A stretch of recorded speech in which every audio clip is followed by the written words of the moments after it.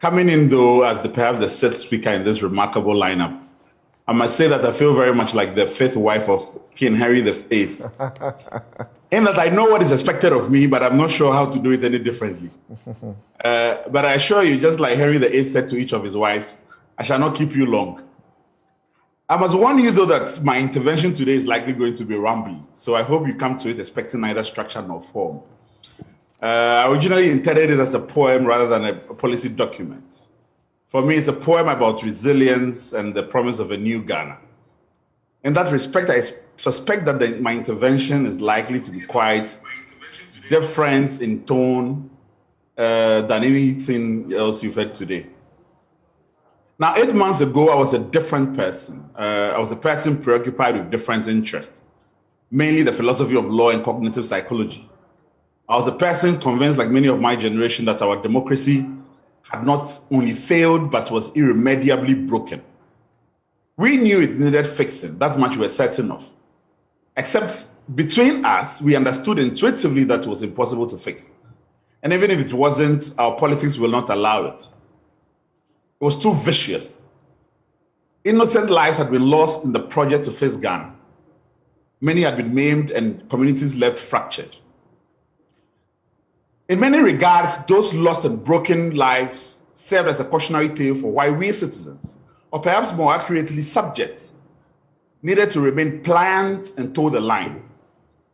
We knew to stay away from any ambitious projects of reimagining or pursuing a different vision for our society.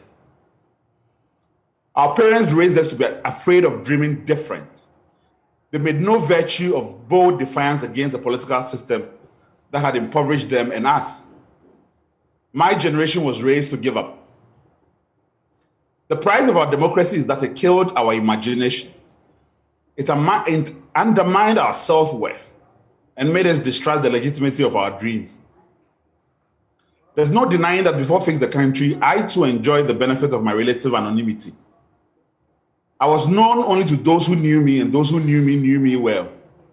I was hardly the object of public controversy, and Ghana's broken politics served only as a periodic distraction from a life I had a better grasp on. It was both peaceful and valued.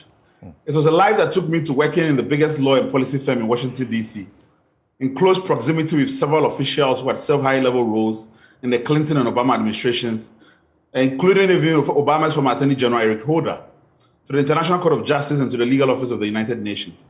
So in a sense, nothing was missing. And yet something was, if that makes sense. So to Fix the Country deprived me of my anonymity and thrust me and perhaps the entire nation into a conversation that I think we can all agree came at a time we had not chosen. And yet it came too late. And in that, it was disruptive to my life and those of my fellow activists and to our professional engagements. At the time, we did not fully understand what we were signing up for. Fix the Country has aged me and the numerous others who volunteered to take up this charge twice as fast. And yet we took the blows and stood steadfast. You know, when Macho Kaka died, something died in me and the other Fix the Country activists that day and with him. We lost the desire to apologize for our advocacy, as well as the self-preservation instinct that thrives on stroking the egos of a political class that has taken this country hostage and is actively killing us, both literally and figuratively. When I set out to think through what I wanted to say today, I had contemplated talking to you about 7 reasons why I think Fix the Country will fail. You know, I'd given a talk along similar lines to the Socialist Solidarity Ghana, a group that had invited me to speak on social justice, youth activism, and democracy. And it seemed like an opportunity to refine my thoughts better on the subject and continue to tease out some of the dangers that lurk and continue to test Fix the Country's resilience, you know, as a vehicle for mobilizing and organizing working class people to take charge of our democracy. But some way, you know, midway, I decided to swap my pessimism for candor. So hear this and hear me well. Fix the Country is the bravest and boldest thing that has happened to our democracy in a very long time. It is the sum of our aspirations and evidence of our resilience as a people. Though we are beaten, we will not give up. It is the reminder that the moral arc of our nation's conscience, however long it takes, will eventually bend towards freedom and justice. That no matter how long it takes, the people of Ghana will triumph. May tomorrow's generations look back to these moments and say that their parents did this. And boy, did we make them proud. And they will feel a sense of pride that emboldens them to fight more and even more bravely. When the story of Fix the Country is told, I hope it will be of a generation that decided to fight against all odds. Because even as the power of the state has become so corrupted as to hunt us, to dismiss us from our jobs, to threaten our livelihoods, conduct illegal surveillance on us, and to shoot innocent civilians in their own communities. Even when the courts and the judicial process were weaponized to fight our quest for freedom, we stood tall. Ours is a story of 1,000 heartbeats linked together by a desire for change and a belief in the cause of righteousness. When we sang that God should make us bold to defend our nation and the cause of freedom and of rights, when nursery children today still studying under trees and in dilapidated classrooms many years after our independence sing the same songs, Fix the Country is what they sing of. When we sang that God make us cherish fearless honesty and help us to resist oppressors' rule, Fix the Country was the courage we sang for and the fearless honesty we yearned for. Can we then afford for Fix the Country to fail?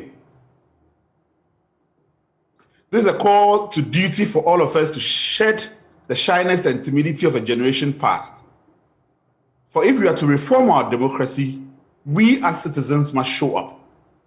We must shut our ears to those whose stock in trade is to weaponize fear, partisanship, and ethnicity to derail our project.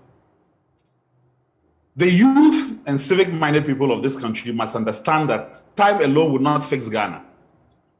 Hoping that the benefit of time alone will improve governance in this country is to fail to learn from history. We can no longer afford to give time. The people of Haiti had the same expectations of time when they became independent in 1804. Today, they are one of the poorest countries in the world. Liberia proclaimed its independence in 1848. Today, they are still one of the world's poorest. My fellow subjects, let us not underestimate the destructive power of generational greed and horrible ideas, as well as its ability to be twice as resilient as our quest for freedom. Bad ideas form political parties too.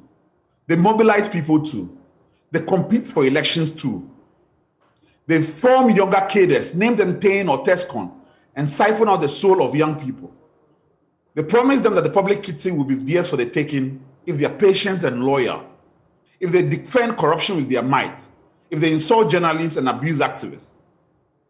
The forces that hold this country back are so entrenched in everyday processes that we have become blind to them. To reform our democracy, good people can no longer afford to sit aloof. We cannot leave the burden of activism to a few individuals. Many young people today have put their lives on the line by volunteering their time and energy in the hopes of drawing attention to the fierce urgency of our poverty and those of our parents. We have pointed out the deceptions of this dictatorship of no alternatives that is hidden under the cloak of a superficial multipartisan democracy. Party politics has become a vehicle for rot, corruption, arrogance, and abuse of power. Our hospitals and our roads are killing us. Our school systems are preparing us to fail. Nothing works in this country. To get justice, you must pay for the police to come to your house and investigate the crime. You must go and find the suspect yourself, and you must pay for them to come and effect an arrest. You must pay for them to bring a suspect to court. You must pay for them to show up. This is not a democracy.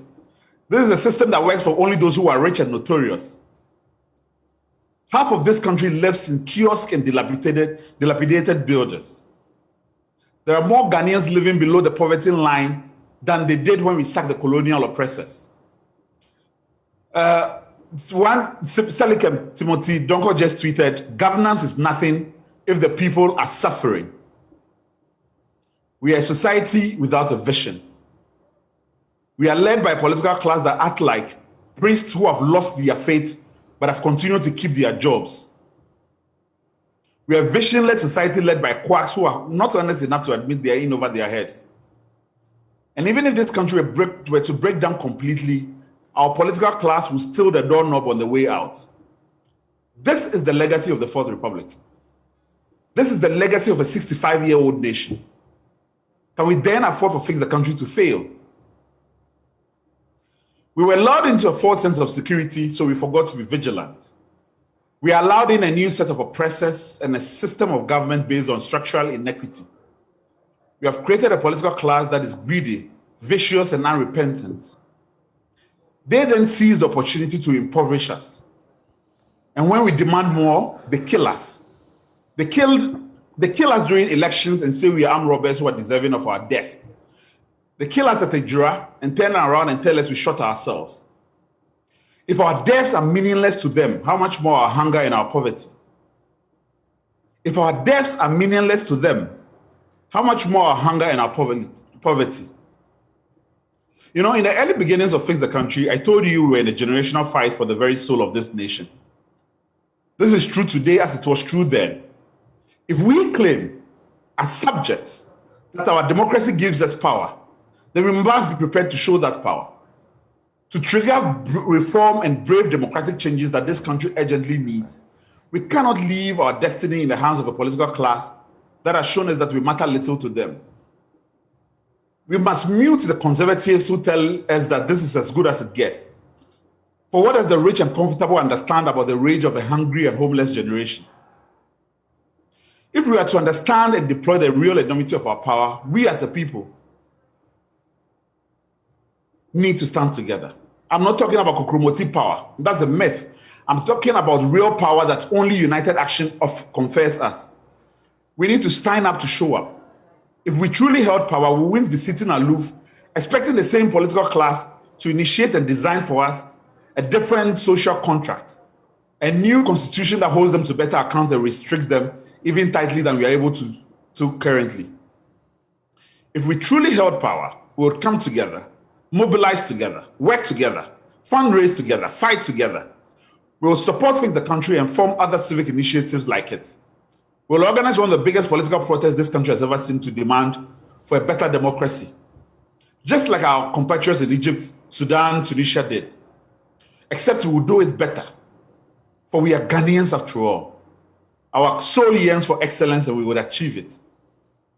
That is how other societies have progressed. That is how the French Revolution against the oppressive monarchy happened. This is what happened in England. Citizens showed up to demand a new politics. So I ask you today, will you stand with Fix the Country or will you allow it to fail through your apathy and continuing disinterest? Because that's the message your silence sends, that Fix the Country must fail. Thank you, Samson.